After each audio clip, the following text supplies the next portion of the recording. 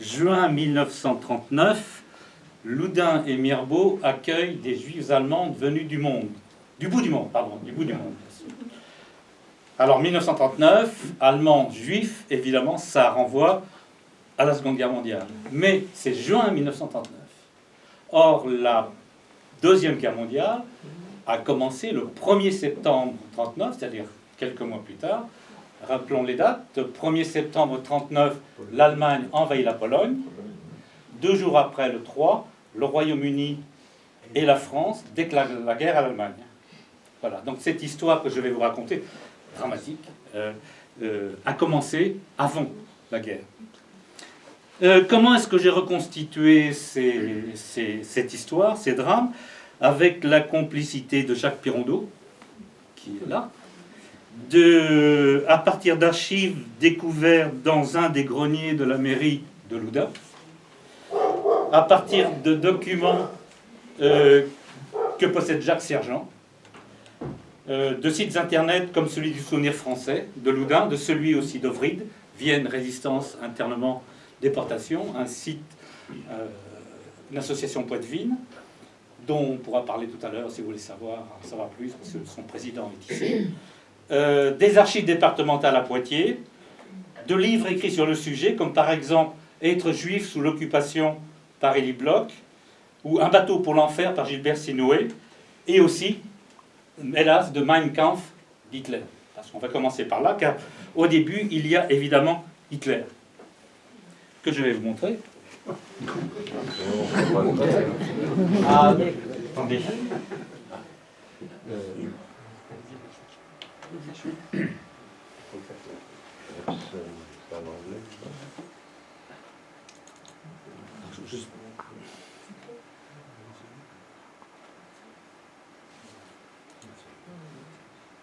Alors c'est Hitler en 1924-1925 lorsqu'il a écrit Mein Kampf. Il est en prison, il a écrit son livre en prison.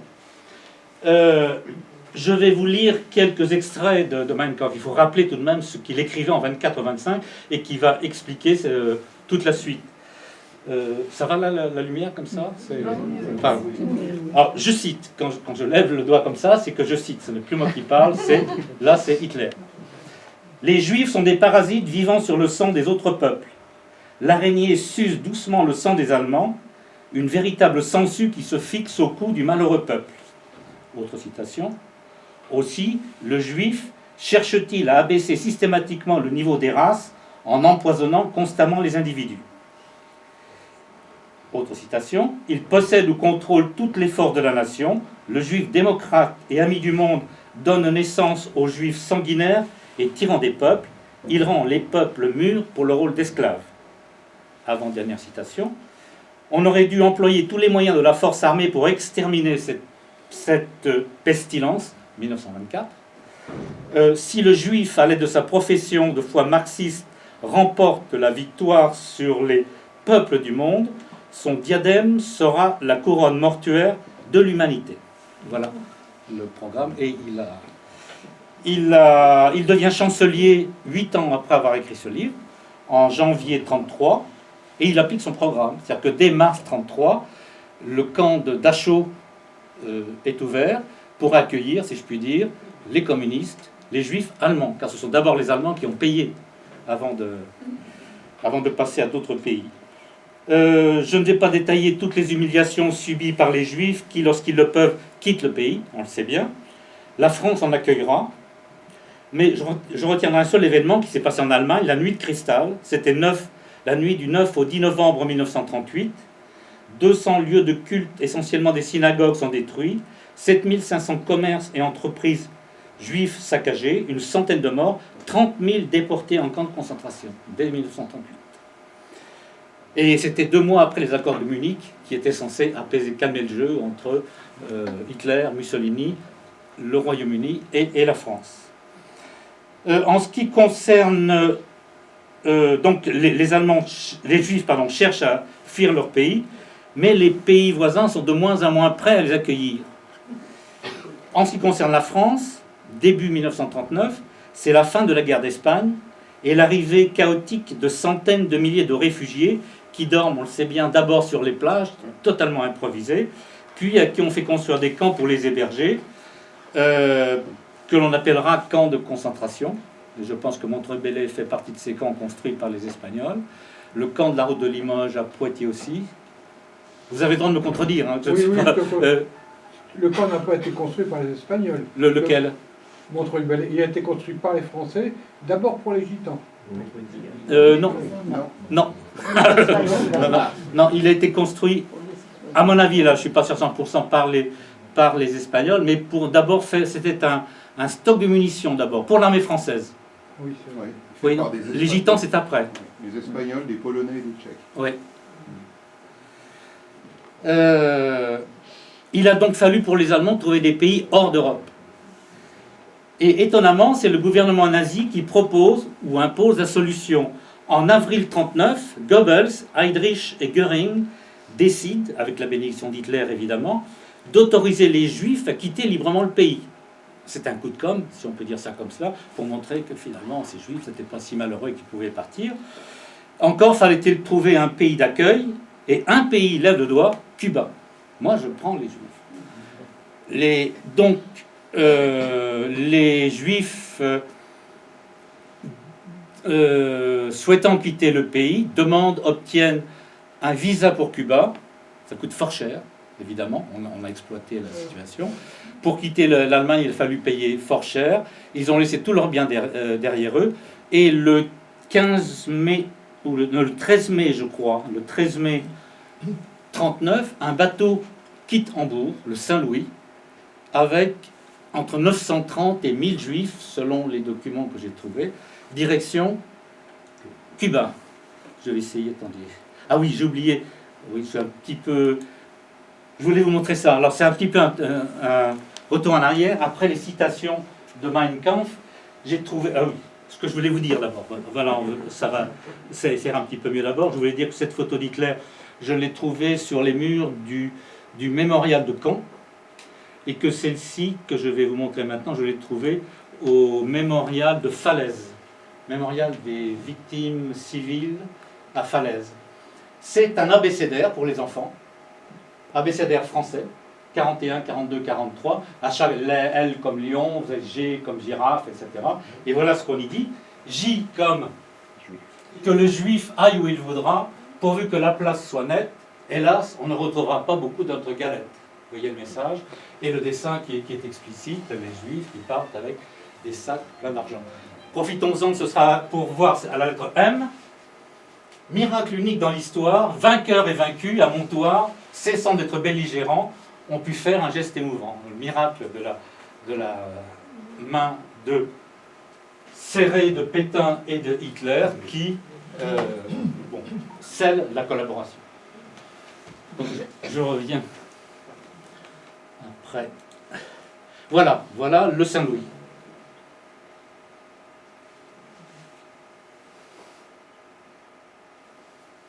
Une autre photo des passagers du Saint-Louis.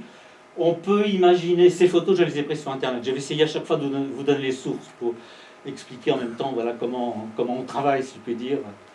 Donc c'est une photo qui a probablement été prise en Hambourg, avant le départ. Donc le bateau traverse l'Atlantique, et arrivé au large de la Havane, Cuba refuse les passagers, refuse de les... Il y a eu des magouilles politiques, enfin bref, et refuse de débarquer. Quelques-uns ont pu débarquer, mais le capitaine Schroeder a été contraint de quitter Cuba. Il a tourné en rond entre Cuba et la Floride. Il a demandé aux USA de les accueillir. Non. Il est remonté le long de la côte, je vais vous montrer, de la côte des USA vers le Canada, demande au Canada, refus, et la compagnie maritime lui ordonne de rentrer à Hambourg. Ce que les Juifs, évidemment, certains étaient sortis de Dachau pour monter sur ce bateau pour partir. C'était évidemment dramatique. Attendez, je vais essayer de faire suivre les diapos qui vont avec ça. Voilà l'itinéraire qui n'est pas tout à fait exact. donc Hambourg, Cuba, et ensuite en fait il a longé la côte des États-Unis jusqu'au Canada, et puis il est rentré jusqu'à ce que... Alors sur le chemin du retour, il a envisagé d'échouer son bateau sur les côtes irlandaises ou anglaises pour qu'on vienne à son secours, tout simplement. Et finalement, la Belgique a accepté que le bateau accoste à Anvers, et 4 pays ont accepté de se partager les Juifs. Les 4 pays, c'est le Pays-Bas, le Royaume-Uni, la Belgique et la France. La France en accueille 224 qui débarquent du Saint-Louis à Anvers, montent sur un autre bateau qui les amène à Boulogne-sur-Mer. 224 Juifs qui arrivent là.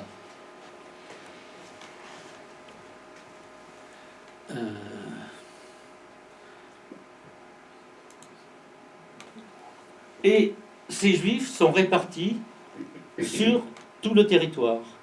Et le document que je vais essayer d'agrandir, pour que vous puissiez le lire, mais je vais vous le lire. Je vais vous le lire après. Donc, réfugiés allemands, vous pouvez lire. Réfugiés allemands israélites venant du Saint-Louis, intérieur, mais c'est un brouillon de lettres, ça. Intérieur, Direction générale de la Sûreté nationale, conformément à vos instructions téléphoniques, j'ai l'honneur de vous faire connaître qu'hier, 26 juin, sont arrivés dans mon département, venant de Boulogne-sur-Mer, 49 réfugiés allemands israélites débarqués du bateau Saint-Louis. Ces étrangers ont été répartis dans les communes de Loudun et de Mirebourg et conformément aux listes ci-jointes. Donc 49 de ces réfugiés, ça c'est un document qui vient de la préfecture de Poitiers.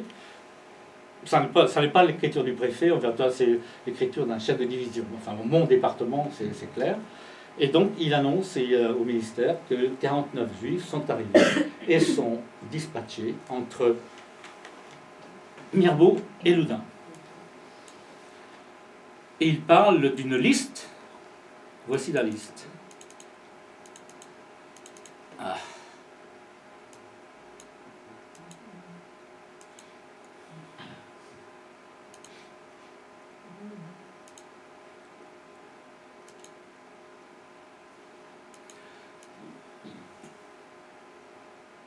Liste des réfugiés allemands israélites provenant du Saint-Louis et en résidence dans la commune de Loudun.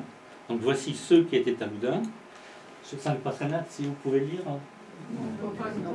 Oui, de toute façon, bon, je peux essayer de faire mieux. Non. Agrandi. Zoom. Zoom. Bonne idée, merci. Trop zoomé. C'est bon là? Ouais, ouais. Je vais vous la faire défiler. Bon, voilà tous les noms.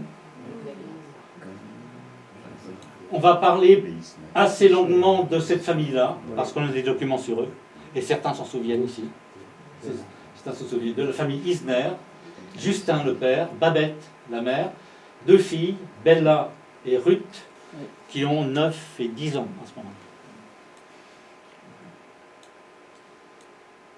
On parlera aussi un peu de Karl Alexander, ou de Léo Alexander aussi. On va un courrier Ostrovski tout à l'heure aussi. Et je vais vous présenter tout de suite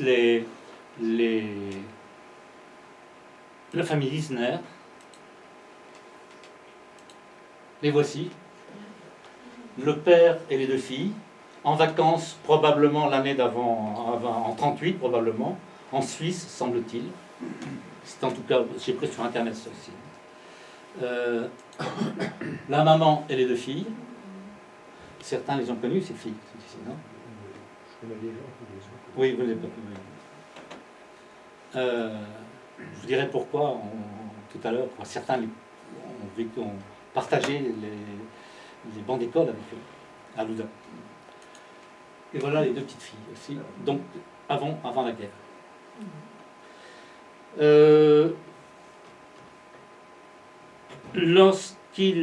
Alors dans maintenant la liste mirbalaise,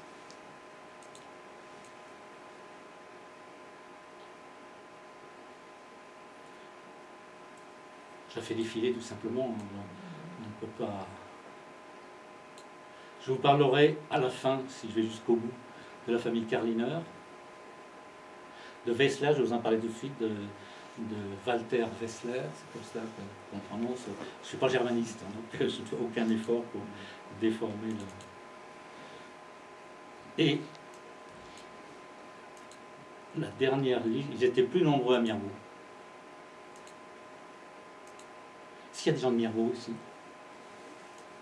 Presse. Voilà les autres.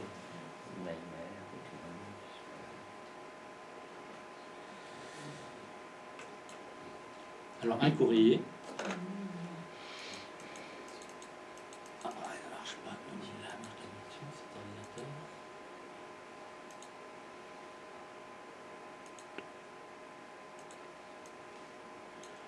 Ministère de l'Intérieur, le commissaire spécial au préfet de la Vienne, du 31 juillet 39, c'est-à-dire un bon mois après leur arrivée. On va simplement lire, je vais vous lire le dernier paragraphe. En ce qui concerne Wessler-Walter, donc dont je suspect, j'ai invité le chef de brigade de gendarmerie de Mirbeau à tout spécialement surveiller cet étranger. Car il y avait des espions qui avaient été mis sur le bateau, sur le Saint-Louis, et manifestement on suspectait ce monsieur d'en faire partie.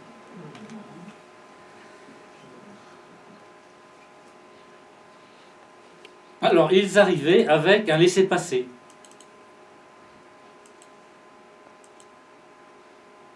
Voici par exemple le laissez-passer de Justin Isner. Ça va là? Oui. Alors, c'est un imprimé, mais qui n'était pas prévu pour ces Juifs, ces Allemands qui sont arrivés inopinément. Ils étaient prévus pour les réfugiés espagnols. Loudun a accueilli des réfugiés espagnols dès 1936, dès le début de la guerre d'Espagne. Pas que Loudun, mais je parle de... Donc c'est un laissez-passer avec de l'identité, les enfants, la femme, et il est daté du 26 juin 1939, donc le jour où ils sont arrivés dans la Vienne. Signature ici de Justin.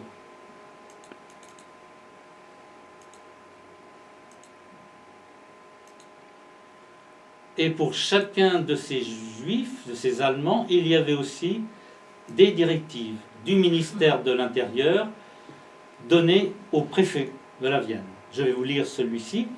Donc, le nommé... Est-ce que c'est assez confortable pour vous, la taille ou le... Ça va? Parce que je ne me rends pas compte de voilà. Le nommé Isner Justin, né le nanana, qui, embarqué sur le paquebot Saint-Louis à destination de Cuba, n'a pu pénétrer dans ce pays, a été autorisé à séjourner dans votre département en attendant qu'il puisse trouver un pays d'accueil. Car en fait, ils étaient là en transit, si on peut parler de transit. Et en particulier aux États-Unis, on leur avait dit, ah ben non, on ne vous accueille pas, mais inscrivez-vous sur la liste. Et là, il y avait des foules. Et donc, ils étaient partants si un jour ils étaient candidats pour un départ pour les États-Unis. Du reste, oui, ils possèdent déjà un numéro d'appel pour les États-Unis.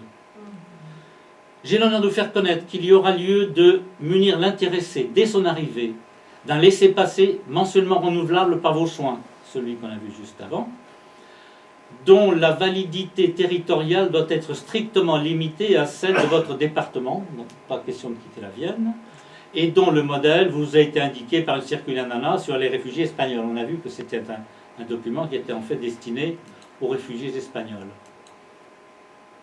Au verso, pendant le séjour de l'intéressé sur notre territoire, il sera pourvu à son entretien et à son hébergement par les soins des comités israélites d'assistance. En aucun cas, et pour quelque cause que ce soit, il ne doit tomber à la charge de la collectivité publique. Vous voudrez bien aviser cet étranger qu'il devra entreprendre immédiatement des démarches pour trouver un pays d'accueil et qu'il ne peut être autorisé à s'établir sur notre territoire. Il y aura lieu de me tenir strictement informé de son départ de France à destination d'un état d'émigration. Alors, la guerre n'est toujours pas déclarée. Ils sont allemands, ils sont ici, mais on n'est pas en guerre. la guerre, donc c'est le 1er septembre que les choses vont se précipiter, si je puis dire. Et voici une lettre du 29 août 1939, donc 3 jours avant l'invasion de la Pologne par l'Allemagne, signée par tous les adultes allemands de Loudun, hommes et femmes. On retrouve Justin Isner, on retrouve Babette Isner, on retrouve... Et cette lettre est adressée au maire le 29 août. Monsieur le maire, les réfugiés du bateau Saint-Louis à Loudun, hommes et femmes, considèrent comme un devoir absolu de se mettre dès à présent à la disposition de la France, ils sont allemands, pour tout travail qui pourrait leur être confié. Ils tiennent à témoigner en ces circonstances pénibles leur reconnaissance au pays qui les a reçus avec une si grande hospitalité, alors qu'ils étaient chassés de leur pays et réduits à recourir à la charité de la démocratie. Ils prennent par avance l'engagement absolu de faire tout leur devoir, et vous serez reconnaissant au cas où vous ne pourriez accéder vous-même à leur désir de bien vouloir transmettre leurs demandes aux autorités compétentes. Pour les réfugiés du bateau Saint-Louis à Loudun, c'est Karl Alexander qui sert de porte-parole.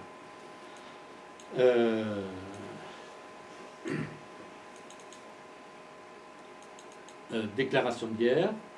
Les Allemands deviennent nos ennemis. Ils sont et allemands, et juifs, et en France.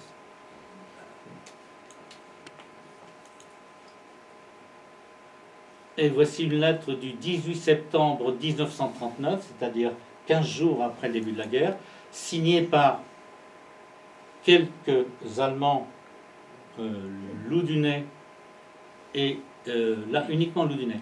J'ai oublié de vous dire, oui, que où étaient logés ces Allemands. Ils disaient, ben voilà, leur adresse est là. Karl Alexander était logé à Loudun, à l'hôtel des Voyageurs, qui était, je crois, vers la gare. Tu disais, Jacques, non? C'est ça? Oui. Les Isner étaient à l'hôtel de France, place Sainte-Croix, là où il y a maintenant le silo. Et là, vous avez l'hôtel de la gare, qui est aussi près de la gare. À Mirbeau, ils étaient dans 2 hôtels. Ils étaient à l'hôtel de France, qui est là où il y a maintenant le Crédit Agricole, je crois, sur la place centrale. Je suis pas sûr. Là, oui, c'est ça, oui. Et l'hôtel de la Promenade, l'hôtel en arrivant à gauche, où il y a un restaurant toujours, c'est où il y a un feu, le seul feu de Mirbeau, je crois. Là, à gauche, ils étaient là, dans ces 2 hôtels. Ils étaient dans les hôtels payés donc par des associations et pas du tout aux frais, donc c'était la condition de l'État. Alors, cette lettre, elle est écrite du camp du Ruchard, André Loire. Le Ruchard, donc c'est entre Azel-Rideau et Richelieu, du côté de section des étrangers, le 1839, lettre adressée au maire de Loudun. Monsieur le maire, nous sommes réfugiés du paquebot Saint-Louis, se trouvant actuellement au camp du Ruchard, avons notre domicile à Loudun depuis le 26 juin 1939. Nous vous serions reconnaissants si vous vouliez bien nous faire parvenir un certificat de bonne vie et de mœurs, ainsi qu'un certificat de loyalisme à l'égard de la France. Pensez au courrier que je viens de vous lire, tout ce qu'ils avaient. Nous nous permettons d'ajouter que nous nous sommes librement mis à la disposition de l'État français, ce que nous avons déclaré par écrit chez vous. Auriez-vous l'obligeance de nous confirmer ceci également? Étant donné que nous avons besoin de ces confirmations immédiatement, on peut imaginer, nous vous serions reconnaissants si vous vouliez bien nous faire parvenir le plus tôt possible à l'adresse de notre mandataire, M. Karl Alexander, toujours lui. Avec nos remerciements anticipés, veuillez agréer, Monsieur le maire, l'expression de nos sentiments les plus distingués. Et donc on retrouve Justin Isner, qui est ce qui veut dire que sa femme et ses 2 filles sont à Loudun, et lui est au Richard.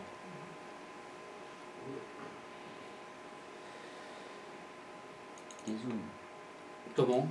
Non. Je m'en sors plus. Il devrait ça. Il faudrait être 2 pour faire ça. Le maire s'exécute, si je puis dire. Le 22 septembre quelques jours après, le 22 septembre 39, ces courriers-là, oui, j'oublie de donner mes sources, j'avais promis, je ne fais pas, ça vient du grenier de la mairie de Loudun. Grenier oublié jusqu'à l'an dernier. Une nuit. Le maire de Loudun, sous-signé, certifie que les nommés, et voici les noms, dont Justin Eisner, on veut juste parler de lui, voilà, parce qu'on va le suivre jusqu'au bout. Lui, pas malheureusement. Réfugiés israélites allemands du Saint-Louis ont séjourné à Loudun du 26 juin au 5 septembre 1939. Donc c'est le 5 septembre qu'ils ont été contraints de rejoindre le camp de Ruchard, donc 2 jours après la déclaration de guerre. Et que leur conduite n'a donné lieu à aucune observation défavorable. Par ailleurs, à la date du 29 août, ils lui ont adressé une lettre qui a été transmise à monsieur le préfet de la Vienne, lettre dans laquelle il déclarait se mettre à la disposition de la France pour tout travail qui pourrait leur être confié. Ils n'ont tout de même pas proposé de prendre les armes, parce que des Allemands, imaginez leur situation, ces gens. Un autre courrier du Ruchard, du camp du Ruchard, qui lui est daté du 20 novembre 1939. Je vais un petit peu l'agrandir. Un peu trop. Voilà, on va dire que ça. Fritz Reichwald, peut-être. Camp du Ruchard, section des étrangers, monsieur le préfet. Monsieur le préfet de Poitiers, donc. Les sous-signés, on verra les noms tout à l'heure. Réfugiés du paquebot Saint-Louis, donc toujours les mêmes, habités depuis le 26 juin 1939 à Loudun et Mirbeau, département Vienne, jusqu'au leur internement. Sur recommandation de monsieur le commandant du camp du Ruchard, nous vous prions de bien vouloir m'envoyer les laissez-passer, toujours le problème des laissez-passer, des personnes suivantes qui ont été obligées de les remettre donc à leur mairie au moment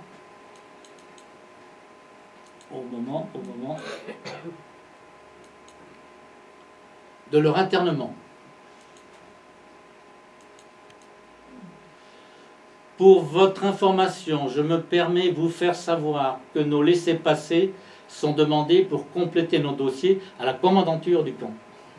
On voit bien ce qu'ils avaient connu avant d'arriver. En vous remerciant, nous vous prions, monsieur le préfet, d'acter l'assurance de ma plus parfaite considération au nom des réfugiés du Saint-Louis du camp du Ruchard, et les noms pour le groupe de Mirbeau, voilà ceux qui n'avaient pas leur laissez-passer, et pour Loudun, il n'y en avait que 2, donc Justin Eisner avait probablement le sien avec lui.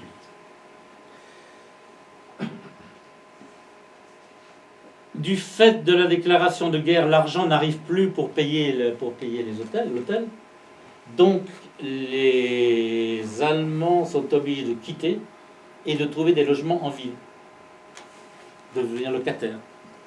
Par exemple, voici un mot signé de Babette Eisner et ses 2 filles, enfin Bella et Ruth. Nous sommes déménagés de Hôtel de France chez Madame Boudet, boulevard de Montreuil.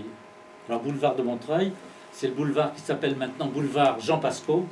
Jean Pasco étant un résistant du maquis de Sévol qui a été tué dans les derniers jours du mois d'août 1944. Et comme il était loudunais, il a eu son boulevard. Et Jacques Sergent, je crois, me disait que les Eisner habitaient donc en face, à peu près en face le garage Peugeot, dans la maison actuellement occupée par la brocante, brocante antiquaire, oui, en face du garage.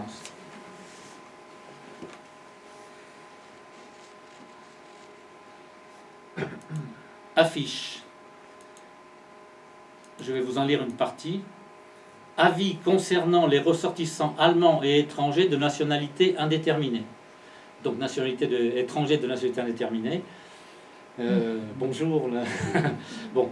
Par ordre du général, etc. Tous les ressortissants allemands et étrangers de nationalité indéterminée, mais d'origine allemande, prestataires ou non prestataires, appartenant au sexe masculin et âgés à la date de ce jour de plus de 17 ans et de moins de 56 ans, devront rejoindre sans délai les centres de rassemblement suivants.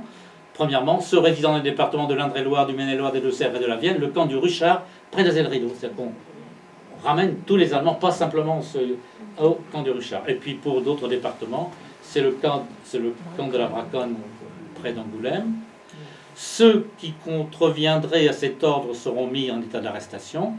Les étrangers visés ci-dessus pourront à leurs frais prendre le chemin de fer ou tout autre moyen de transport pour rejoindre le centre de rassemblement assigné. Bon, le camp du Ruchard en chemin de fer, je suppose Oui, que... ouais, Voilà, c'est comme le camp de la Braconne, je ne sais pas en général. Mais là, ils descendent à Zell-Rideau, puis il y a une dizaine de kilomètres à pied. Il y a 10 km d'Azel-Rideau. oui. Ils devront se munir de vivres pour 3 jours et du matériel nécessaire pour leur alimentation, fourchettes, cuillères, quarts, etc. Y compris les vivres, ils ne devront pas avoir plus de 30 kg de bagages. Ça rappelle quelque chose, enfin, voilà, les choses... c'est ce qui va se répéter dans d'autres circonstances tout au long de la guerre. Les autorités civiles et militaires sont chargées de veiller à l'exécution de ces ordres.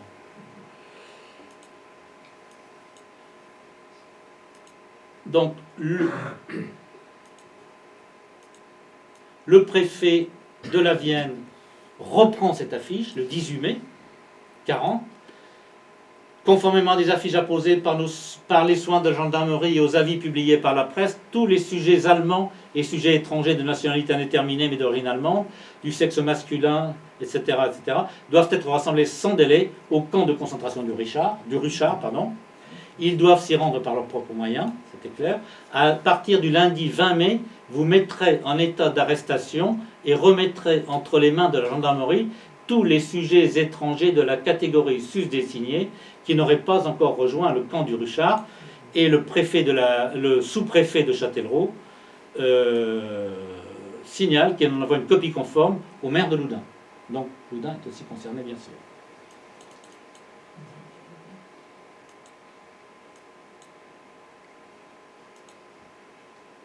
Et le lendemain, le 19 mai, le préfet s'adresse maintenant au maire directement. Et il dit ceci: tous les Allemands et apatrides d'origine allemande, âgés de plus de 17 ans et de moins de 55 ans, doivent se rassembler sans délai au camp du Ruchard-Indre-et-Loire. Vous voudrez bien signaler à la gendarmerie tous ceux qui vous seraient indiqués comme ne s'y étant pas rendus. Et quelle est la... Où est-ce que ça cloche? Entre les deux documents, il y a une sacrée différence. C'est que dans le premier, avec les hommes, et là, il n'y a plus de distinguo entre les hommes et les femmes. Oui, les femmes, c'est vrai. Ouais, là, d'où le courrier suivant. Donc là, nous sommes le 19 mai. Courrier suivant, signé par une femme de Loudun, une Allemande, Clara Reff, le 24 mai. Elle écrit, alors je vous lis: Préfecture Poitiers, section des étrangers.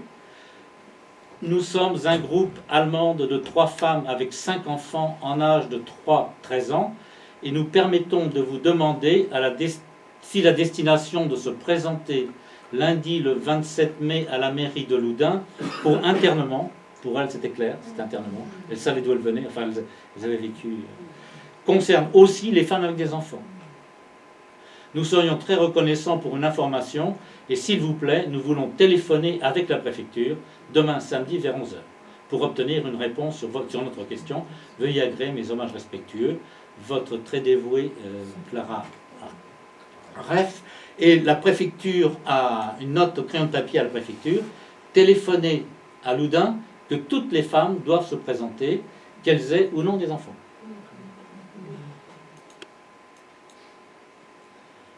C'est confirmé par cette lettre, et vous reconnaissez là l'écriture du premier courrier manuscrit que je vous ai montré, qui annonçait l'arrivée des 49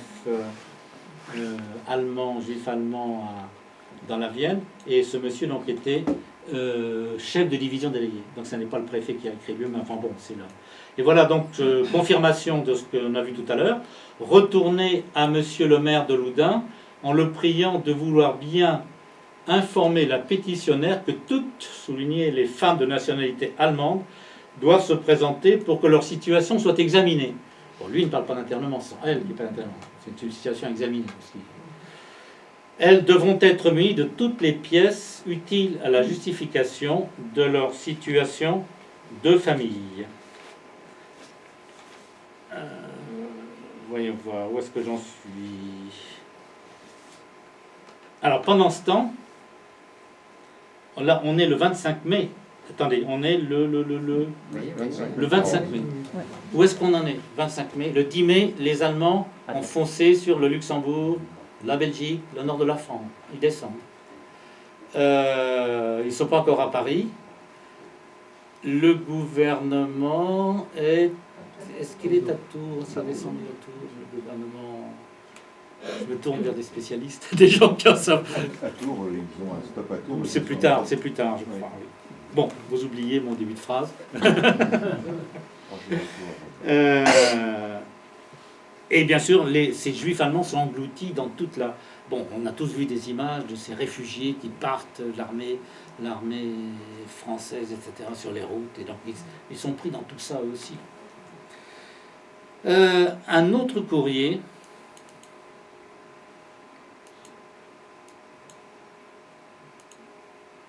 Pour montrer un petit peu le total désordre. Ces gens sont complètement perdus. Ils n'étaient pas les seuls, mais voici un courrier d'Ernst Ostrowski qui vient de Montreuil, près de Saumur, camp des internés. Maine-et-Loire, donc le 18 août 40. Alors là, 18 août 40, les Allemands sont à Saumur. Les Allemands sont à Saumur. Les calets de Saumur leur font barrage pour 2 jours. Ils arriveront à Loudun le 21... Ah ben non, pardon, je me trompe de moi, désolé. C'est le 18 juin 40. 18 juin, voilà que je mélange les... Le 18 août 40, les Allemands sont là. Oui, tout simplement, depuis... Désolé, je me trompe de moi. Et voilà ce qu'écrit donc Ernst Ostrowski à Monsieur le maire de Loudun. Le sous-signé, Ernst Ostrowski, passager du bateau Saint-Louis, cherche ses parents qui avaient leur résidence à Loudun depuis le 26 juin 1939. Sa sœur, sa belle-sœur, son beau-frère, tous des voyageurs avec le Saint-Louis. Ma sœur m'avait écrite pour la dernière fois le 26 mai 1940, c'est-à-dire lorsqu'on leur a demandé de se présenter à la mairie de Loudun, qu'elle croyait d'être obligée de quitter Loudun dans un temps prochain et qu'elle avait donné mes bagages en consigne. Veuillez donc avoir l'obligeance de m'indiquer si les personnes nommées ci-dessus ont encore leur résidence à Loudun, ou sinon, s'il y a encore des autres voyageurs du Saint-Louis à Loudun, de me donner leurs adresses. Ils sont à 20 km l'un de l'autre, impossible de communiquer, bien sûr. Mon camarade, alors nanana, né le nanana, et moi, Ernest, nanana, qui seront libérés bientôt. Alors, quel espoir de libération avait-il? Je n'en sais rien. Vous prie de bien vouloir nous envoyer la permission de prendre résidence à Loudun. Ils veulent quitter Montreuil pour venir à Loudun. Nous sommes en passage pour USA, donc ils auraient peut-être obtenu leur visa. Certains l'ont obtenu. Et nos passeports se trouvent au consulat américain. Nous avons assez d'argent pour vivre à nos frais. En vous remerciant d'avance, recevez monsieur le maire, j'imagine, ou l'expression de ma haute considération. Il va sans dire que je paierai toutes les taxes. Ernst Ostrowski. Et avec cette lettre qui a été trouvée aussi dans le grenier de la mairie, on a trouvé ceci. Une enveloppe pour la réponse, qui est toujours dans les archives. Il n'a jamais eu de réponse. Franchise militaire. Il y avait une franchise militaire, j'imagine. Je pense que FM veut dire... Il était déjà dans le camp de Montreuil? Oui. Oui, vous voyez, il avait mis l'enveloppe. Il était interné à là-bas. Montreuil, on a toujours été persuadé qu'il y avait des militants. Ah oh, non, pas du tout. On ne parle que des... Non. Oui, absolument. Tous les ans, il y a une cérémonie. Oui, la commémoration. Moi, le premier, t'es persuadé qu'il y avait des militants.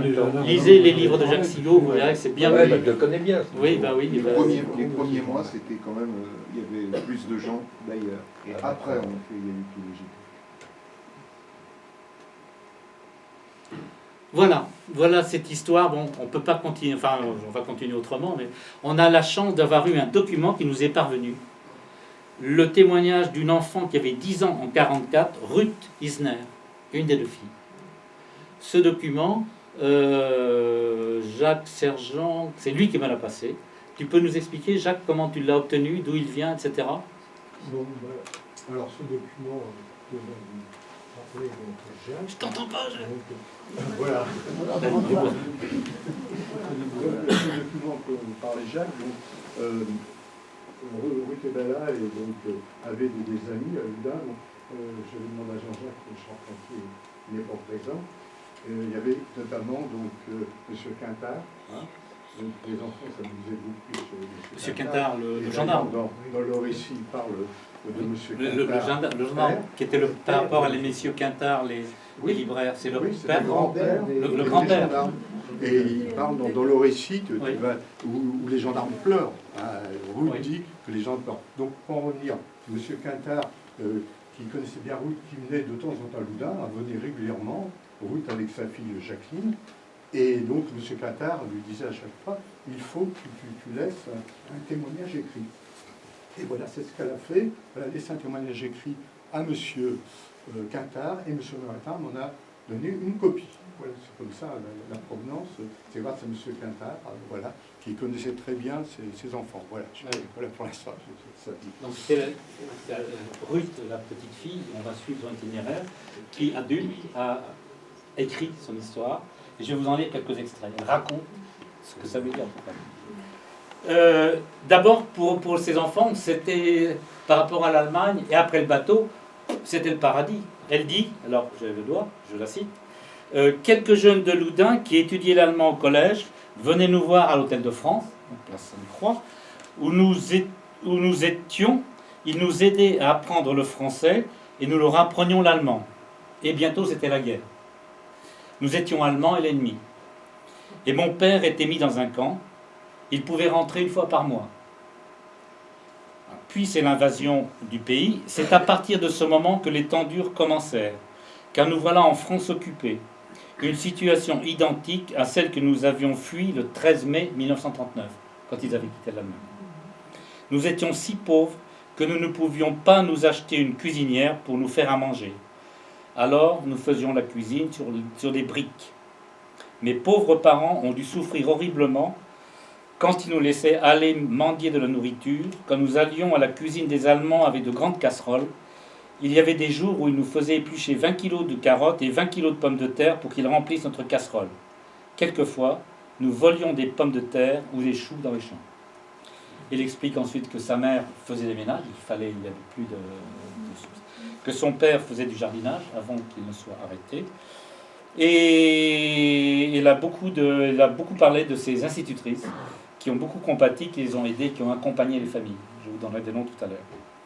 Mais le 8 octobre 1942, donc, ils sont arrêtés. Ils sont conduits au camp de la route de Limoges à Poitiers. Alors, je parle de la famille Isner. Le camp de la route de Limoges, il a disparu maintenant, bien sûr. Il était, si vous, la route de Limoges, vous avez Rébelliau d'un côté, la patinoire de l'autre, direction du CHU. Il était environ 200 mètres à droite. Là, il y a une stèle qui rappelle, ce camp était là. Donc, ils sont conduits au camp de la route de Limoges, et Babette Isner, la mère, persuade ou montre des documents, ça on ne le sait pas, le commandant du camp qu'elle n'est pas juive, elle. Donc elle abandonne son mari dans son... Et elle est autorisée à quitter le camp avec ses deux filles. Justin reste, est embarqué, meurt à Auschwitz en novembre de la même année. Et donc les trois femmes, deux filles, reviennent à Loudun. Le 31 octobre, quelques jours après, le maire demande au préfet une rectification de leur laissez-passer. Il demande que l'on supprime la mention juive. C'est la moindre des choses. Et ensuite, Ruth évoque l'étoile jaune qu'il a fallu porter, cousue et visible sur le vêtement. Elle dit ceci: dans une petite ville où il n'y a que 6 ou 7 juifs, il y avait 5000 habitants à peu près à Loudun à ce moment-là. Dans une petite ville où il n'y a que 6 ou 7 juifs, c'était horriblement traumatisant pour nous. La plupart du temps, surtout les jours de marché, s'appelle Marmouche à Nancy, je faisais des détours pour ne pas être vu par trop de gens. Et il cite des noms de Loudun qui les ont aidés ou qui ont été des camarades de classe. Alors je vous les cite parce que c'est peut-être votre famille. Ou... Mme Fouquetot, institutrice, ça vous dit quelque chose? Oui, oui, oui. Les Dugas, qui étaient cordonniers. Les gendarmes Pelot et Quintard, ceux qui pleuraient lorsqu'ils ont arrêté. Madame Bernard, Madame de Monchy, Madame Verdier à Niré, Monsieur et Madame L'Huillier, Monsieur et Madame Cheminot à l'abattoir, Madame Forgeot. Madame... Elle était à la poste, La mairie. Ah oui. Secrétaire de mairie, Madame Forgeot. Oui, oui. La belle-mère de Monsieur Cantat. Voilà. Ah oui. Ah oui. Oui, oui. Voilà. Oui.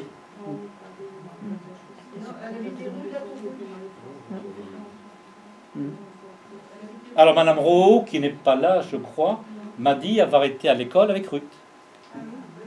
C'est-à-dire Et donc Jacques, tu as un ami qui a 95 ans. il est un peu plus jeune.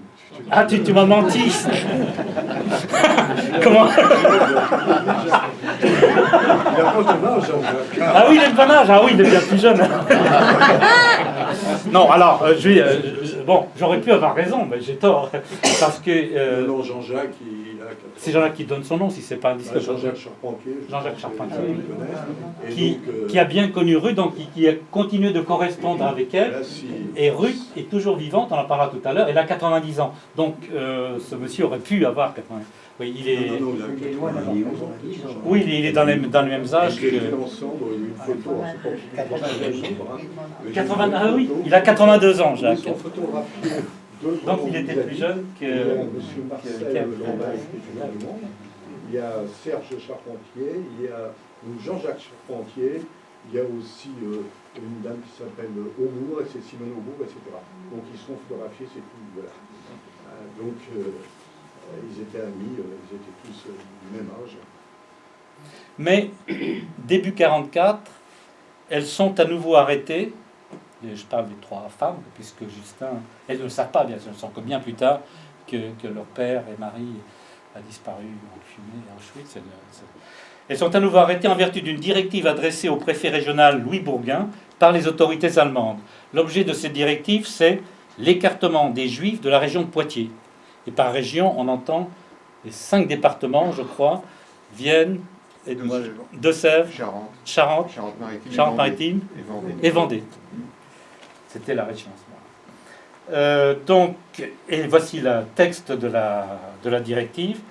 Je vous prie de bien vouloir arrêter dans les premières heures du 31 janvier 1944, donc au plus tard à 3 heures du matin, tous les Juifs encore présents dans la région, sans égard pour leur nationalité ou leur âge, et de les transférer le plus tôt possible en convoi fermé au camp de Juifs de Drancy, juste au nord de Paris. Les familles doivent être prises en groupe, donc pas d'enfants, pas de bébés, en groupe. La mesure s'étend aussi aux Juifs qui vivent en union mixte, aussi aux personnes qui comptent comme juives et aux Juifs de confession issus d'union mixte, de même aux Juifs travaillant pour des maisons françaises ou allemandes ou placés dans des camps de travail. Tous, clairement. Et qu'est-ce qui s'est passé? Ils sont à nouveau arrêtés. À nouveau conduite au camp de la route de Limoges, conduite à Drancy. Et à Drancy, elles arrivent à persuader le commandant que la maman n'est pas juive. Et elles reviennent. Le maire, j'ai oublié de dire que le maire que j'ai évoqué tout à l'heure, c'était M. Aymar. Et en 1944, c'est Jean Manet. En septembre 1943, M. Aymar est décédé.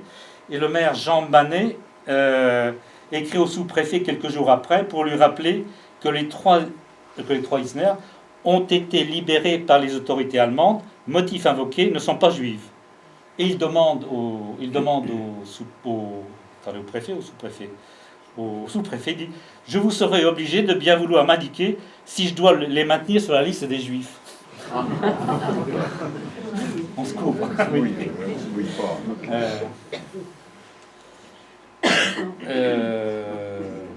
Alors Ruth continue.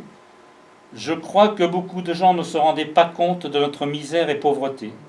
Ce qui est incroyable, c'est que pendant ces 8 ans, Elles partiront en 1947, je vous le dirai tout à l'heure, elles sont arrivées en 1939. Nous n'avons jamais, et jamais est écrit en très gros, nous n'avons jamais acheté un seul vêtement, absolument rien. Il y avait des jours où les repas étaient si horribles que nous pouvions à peine les avaler. En 8 ans, pas un seul bain, mais nous étions propres. Il faut dire que le 6 juin était et sera toujours le plus important jour de ma vie, 6 juin 1944. Débarquement, arrivée des Alliés. Voilà. Et puis, ils ont dû attendre mai 1947 pour obtenir des visas et que la maman et peut-être les filles, parce qu'elles étaient adolescentes après, gagnent suffisamment d'argent pour se payer un aller simple pour les États-Unis, où elles sont allées en 1947, je crois, oui. Voilà. Je vais vous les montrer. Ah, l'ordinateur. Je vais montrer quelques photos. Alors, voici Ruth. C'était elle. Je vais vous montrer sa fiche. Trouvée à la mairie, aussi à la mairie de...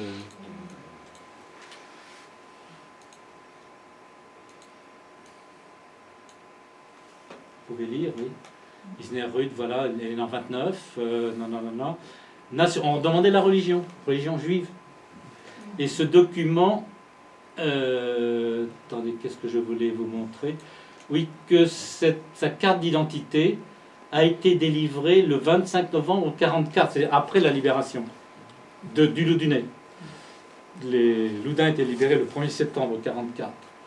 Et que cette carte, attendez, que je vais essayer d'agrandir un peu.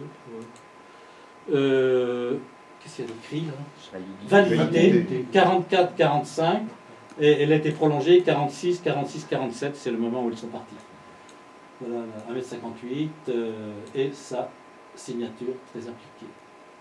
Alors archive grenier, oui, c'était un petit mot pour m'y retrouver dans mes...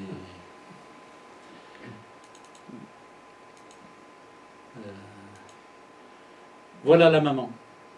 Vous vous souvenez d'elle peut-être en Suisse ou en forte femme, et voilà ce qu'elle est devenue à la fin de la guerre. Oui.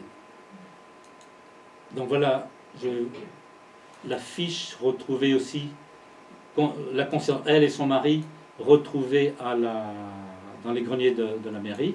Donc à gauche c'est Justin, à droite c'est Babette.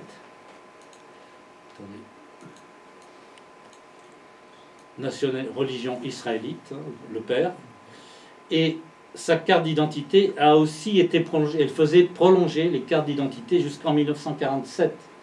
Il ne savait pas qu'il était à Auschwitz, qu'il avait disparu à Auschwitz en novembre 1942. Donc,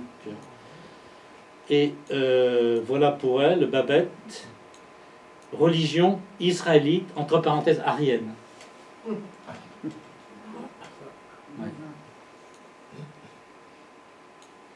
Et voilà ce qui a été écrit par la mairie de Loudun certainement ensuite. Partie de Loudun, 18 mai 1947, chez M. Julius Isner, quelqu'un de la famille. Voici l'adresse dans le Bronx, à New York, USA. Alors, que sont-elles devenues? Je termine par une citation encore du journal, enfin du document de Ruth. Elle dit aussi ceci, elle écrit ceci: ma mère avait des cauchemars la nuit, et presque toutes les nuits, elle hurlait dans son sommeil. Même quand elle était mourante, elle me demandait s'il y avait une lettre de mon père. Et moi, ça m'émeut, parce que toutes les personnes qui n'ont pas récupéré le corps ont le même... Et bon, je suis désolé de le dire devant Camille, mais c'est aussi le cas. Les gens qui ne récupèrent pas les corps de leur mari, de leur frère, ne font jamais le deuil, jamais. Je donne un exemple, je donne toujours le même et je le redonne. Il y avait notre député de Loudun, Mirbeau, était Maurice Aiguillon en 1940. Il a fait partie du réseau Renard, arrêté en octobre 1942, jamais revenu, voilà, disparu lui aussi.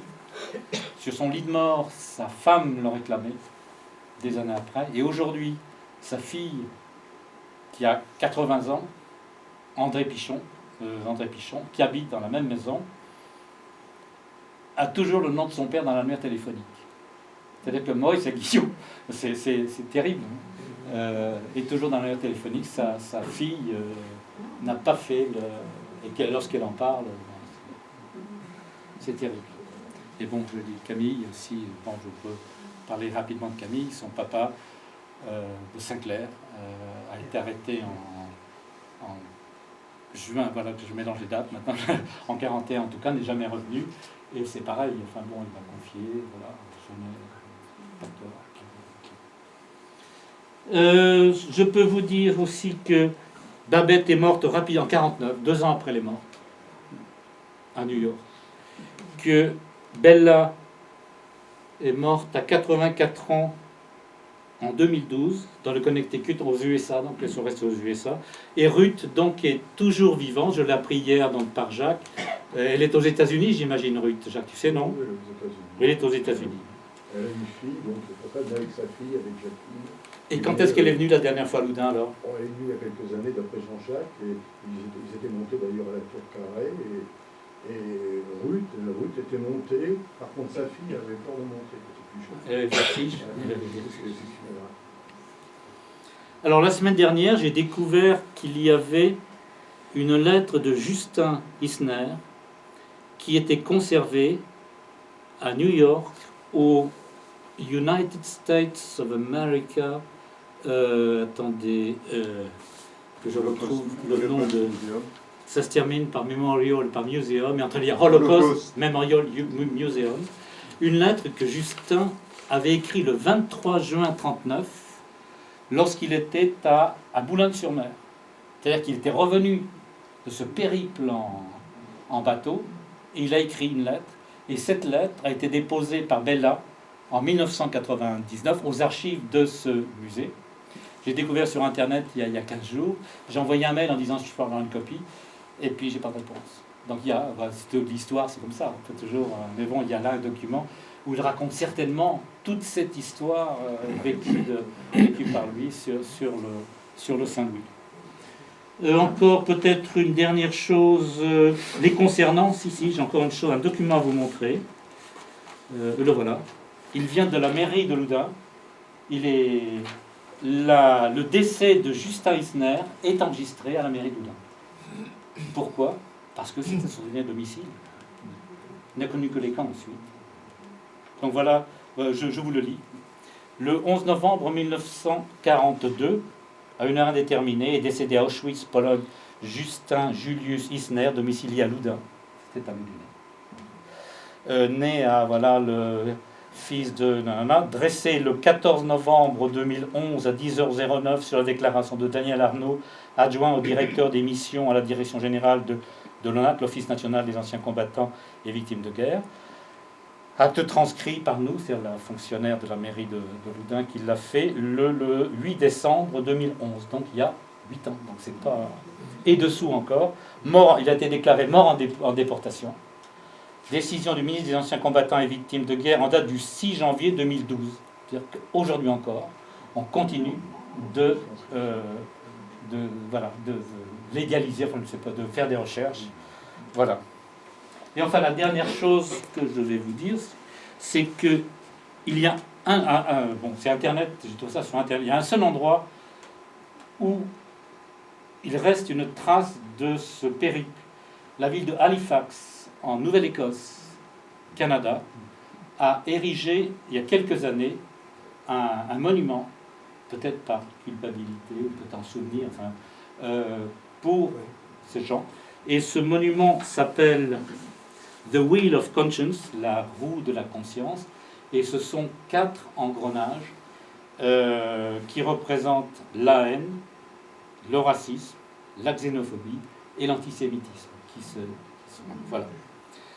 Bon, bah écoutez, j'en reste là.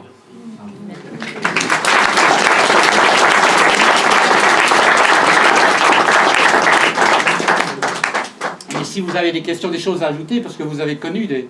Oui, allez-y. Dans les lettres, je remarque que ces gens parlaient très bien français, ils écrivaient très bien. Oui, ceux qui en tout cas, oui, servaient... Il y a ceux-là en tout cas, oui, absolument. absolument. Non, mais leurs lettres manuscrites, c'est eux-mêmes. Oui, oui, oui, oui, oui, oui. Ils ont- Oui, oui. ils avaient Oh, un je- modèle. Non, mais on peut imaginer qu'il y avait, il y avait du commerce, hein, il y avait il y avait des... Oui, bon, je n'ai pas de réponse. Peut-être, pourquoi pas, oui. Il y avait des gens qui maîtrisaient l'allemand et qui... Oui, oui, mais c'est vrai que c'est... Je me dis, tiens, parce qu'il y a des fautes qui montrent que tout de même, ça n'est pas une lettre dictée par des Français, oui. Par du français. Oui, oui, sur des féminins, des choses comme Oui, ça. oui, oui, oui. Mais il suffisait qu'un sache correctement la langue, les autres ne faisaient que Oui, deviner, il hein. suffit qu'il y en ait un dans le groupe qui, effectivement... Et puis, oui, oui, oui, oui. Jean-Pierre. Pourquoi le choix de Cuba comme destination du Saint-Louis? Qu'est-ce que À Cuba, il y avait des politiques, enfin des... Je ne vais pas creuser tout à fait, parce que bon, je me suis intéressé, parce qu'ils se sont dit qu'il y avait de l'argent à faire, je crois. Ils ont payé, ils ont vendu fort cher des visas, enfin moi c'est ma version, et puis ensuite il y a eu peut-être un changement politique, et puis ils ont gardé l'argent. C'était une malversation, enfin moi je... Voilà. Il y avait déjà des juifs allemands à Cuba, parce que quelques-uns ont été autorisés à débarquer parce qu'ils avaient de la famille. Donc il y en avait déjà il y en avait un petit peu partout, de la diaspora juive allemande. Voilà, ils avaient. Ouais. Je voudrais quand même ajouter que sur proposition du Sénat français, il y a une stèle qui a été érigée Ah oui, en c'est vrai. 2014, et donc à la mémoire des Juifs, donc des familles qui ont été déportés à Auschwitz, et donc Justin Isner y figure. Alors, tous les 18 juin, il y a une commémoration qui est organisée. Eh bien, si vous voulez participer, eh bien, on a parlé de Justin Isner et d'autres Juifs, vous êtes invités, puisque là, au moins, là, on a essayé à Loudun, grâce à la municipalité, hein, de continuer à penser à ces gens-là, et ça fait quand même... Jacques a fait un excellent travail là-dessus, et je crois qu'il faut... On pense à un travail collectif, enfin bon, c'est moi qui ai rassemblé tout ça, mais il y a des documents... Il y avait le Saint-Louis, mais aussi il y avait d'autres familles juives qui ont été déportées au Auschwitz. Ah, oui. Attention, c'est un travail là-dessus, il y a beaucoup rue Port de Mirbeau, il y a toute une famille qui ont été évacuées à Auschwitz, qui sont 4-5 jours après, elles étaient gazées. Et il y a beaucoup de choses à dire. Sur la stèle, il y a une douzaine de noms, je crois, non? Comment? Sur la stèle, Il y a 11 noms. 11 noms, oui. Alors c'est celle, elle est en face de la poste. À ce sujet-là, il en manquerait quelques-uns. Oui, il en manque quelques-uns, oui. À l'évidence. À l'évidence, on a toujours des noms à rajouter, on en trouve toujours. On verra. Mais la recherche continue. Enfin, vous voyez, en 2012, Justin Isner, et j'ai trouvé la même chose. Je pense à la transcription du décès de Justin Isner à la mairie de Loudun. J'ai trouvé la même chose à la mairie de Bertegon. À Bertegon, il y a eu beaucoup de communes de juifs accueillis. Et certains aussi ont terminé, malheureusement. Et leurs noms ont été, ces dernières années, rapportés et portés dans les registres d'état civil de décès. Bon, oui. Ces archives retrouvées à la mairie de Loudun, Oui. elles vont être déposées aux archives départementales. Qu'est-ce qu'on va en faire? Ben écoute, je ne suis pas candidat municipal, donc je n'ai aucune chance. Non, alors, non, trêve de plaisanterie. J'en ai parlé, moi, aux archives départementales, parce que comment dire, les archives départementales, ça sert à ça sert à accueillir, protéger, et j'en ai parlé, et je crois qu'il y a eu un contact entre Monsieur Carouge, le directeur adjoint des archives départementales, et pas Monsieur Dazas, ou pas, non, vous n'êtes pas au courant, madame, non? Je sais, il y avait un contact, alors je ne sais pas ce qui s'est dit, mais il est évident que ces archives mériteraient d'être... on a trouvé, c'était vraiment... Ça n'est qu'un tout petit bout de ce qu'on a trouvé. On est en train d'écrire un bouquin avec ça, Jacques. Non, c'est une mine. Et ça j'ai trouvé aussi, par exemple, on a trouvé, ça n'a rien à voir, comment dire, Loché-Matra, le boulevard Loché-Matra. Loché-Matra, c'était 2 soldats français qui ont été tués le 21 juin 40, alors devant Chaudron pour ceux-là. Et donc on a retrouvé là toute la correspondance entre le maire. D'abord,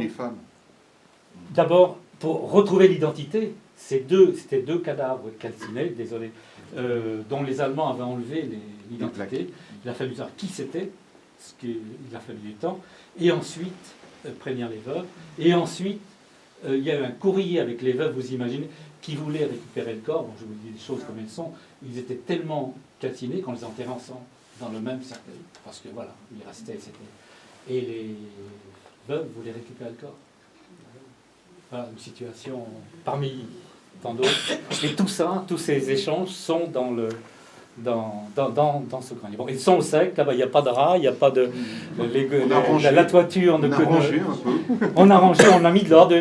On y a passé des jours et des jours et des jours, dans le froid et dans la chaleur, parce que sous les ardoises, il faisait le même temps que dehors. Mais bon, voilà, c'est quand on est un peu fou, on y arrive.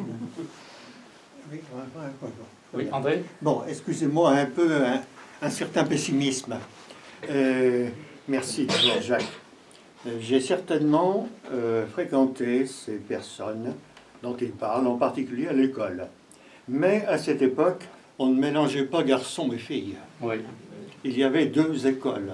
Alors je suis certain de les avoir croisés, etc. Bon.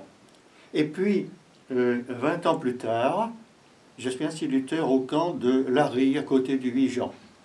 Et là, comme par hasard, c'est encore des réfugiés. Il y a des Indochinois, des Cambodgiens, des Laotiens, des Annamites. Il y en a même certains qui étaient sur la frontière chinoise, etc. Un ancien camp de concentration.